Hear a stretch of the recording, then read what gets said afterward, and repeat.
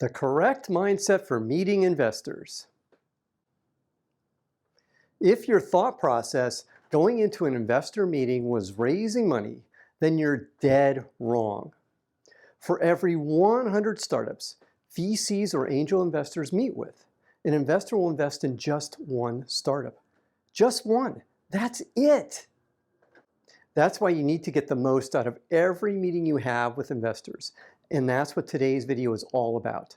I'll explain what the correct mindset for meeting investors is, what the type of questions you should ask investors are, and how do you answer investor questions. I hope you like it. Hi, I'm Brett. On my channel, I help early stage startup CEOs like you raise money and grow your startup.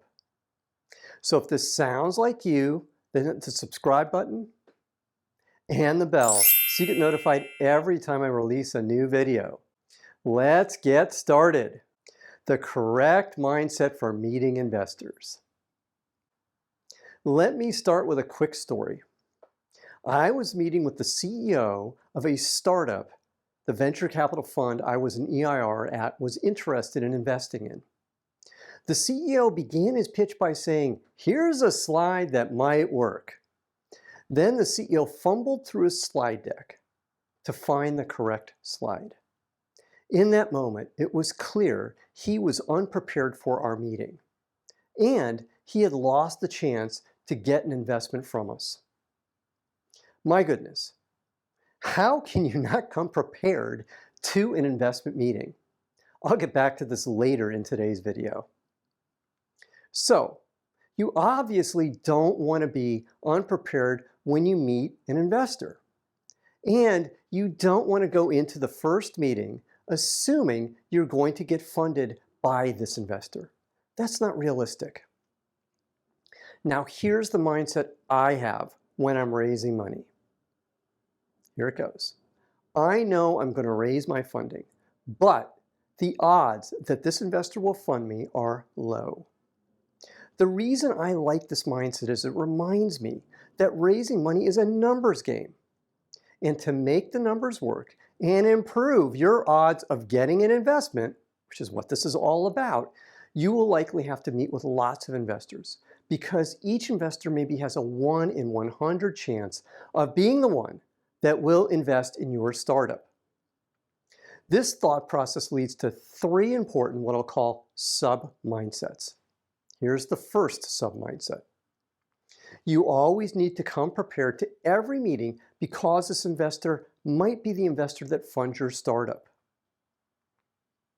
You never know when lightning will strike because you don't know what the investor is looking to do before they meet with you. Indeed, in my own experience, I would have never guessed before the meeting that the investors that invested in us were going to be interested in us. Yet, during the meeting, it quickly became clear who was interested in investing and who wasn't interested in investing. And that's why you need to come prepared. You just never, ever, ever know. Now the second sub-mindset. Have the mindset of being an expert and passing on your knowledge to the investor. And being a peer with the investor too. Remember, you're an expert on your space and you understand your space probably as well or better than the investor likely will. So, share your knowledge freely with the investor. This will help your credibility and improve the chance of getting an investment. The beautiful thing about when this happens is you end up with a back and forth dialogue with investors when you're sharing knowledge and ideas back and forth between you and the investor. Meetings like this are always going to be a win for you, even if the investor doesn't invest. Let me explain how. For example, I met with an investor early on in our fundraising process when we were raising our initial funding. The meeting went well with a lot of back and forth between us and the investor. A week later, the investor called me and told me they were passing on investing in us.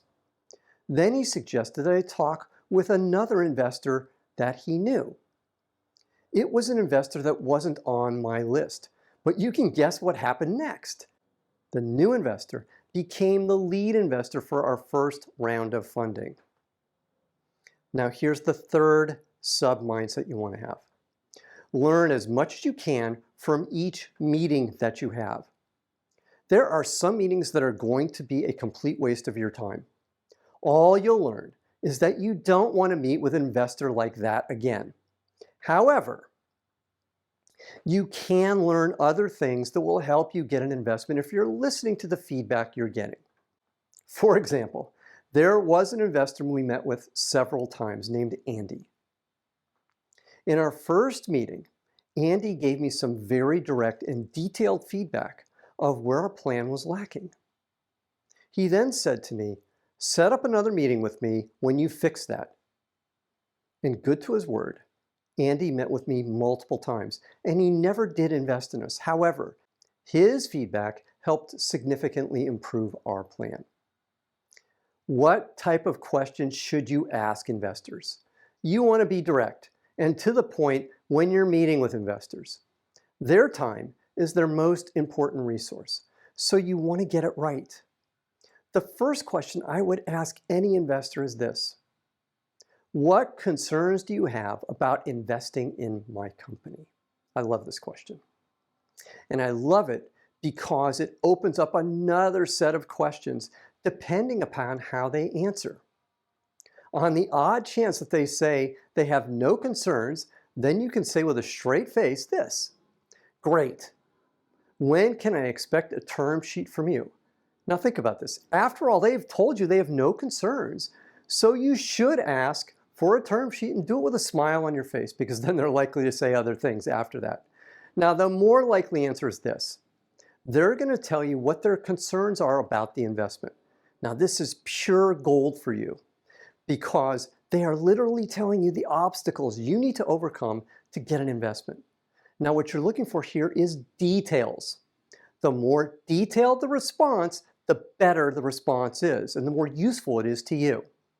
Listen well and ask follow-up questions. Yes, you will hear some stuff that doesn't make sense. Throw that stuff away. However, you'll also get some very valuable feedback like I did from Andy that will help you get funded. How do you answer investor questions?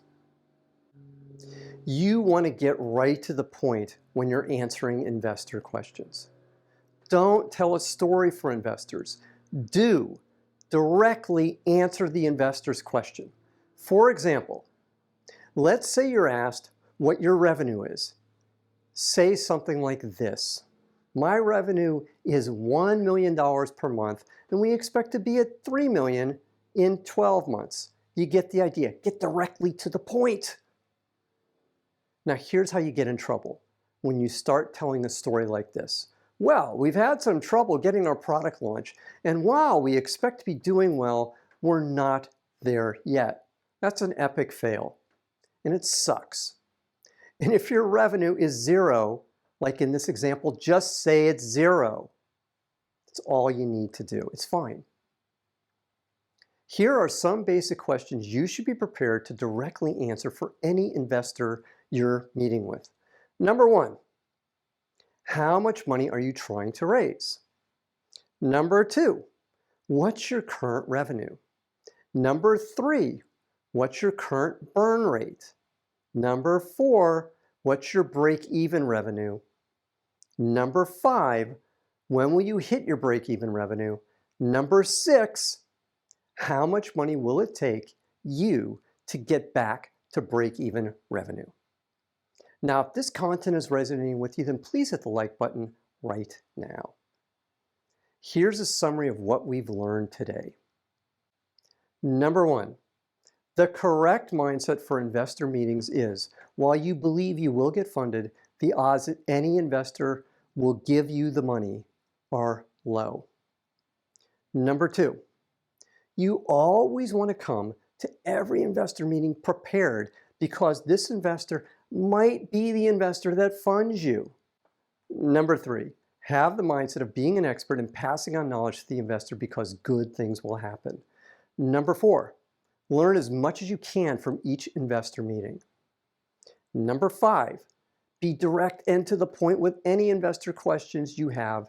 And number 6, answer investor questions quickly and directly.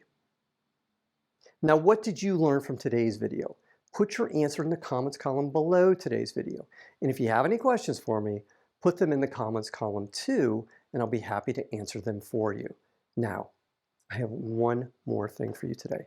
It's my free startup pitch deck template. It has all the slides you need to develop an awesome pitch deck. Click the link below today's video and it's yours for free. And for more great content, click on the video at the end of today's video. And if you haven't already, then click the subscribe button to get more great content from me. I'm Brett at brettjfox.com. Thanks for watching today. Take care. Bye.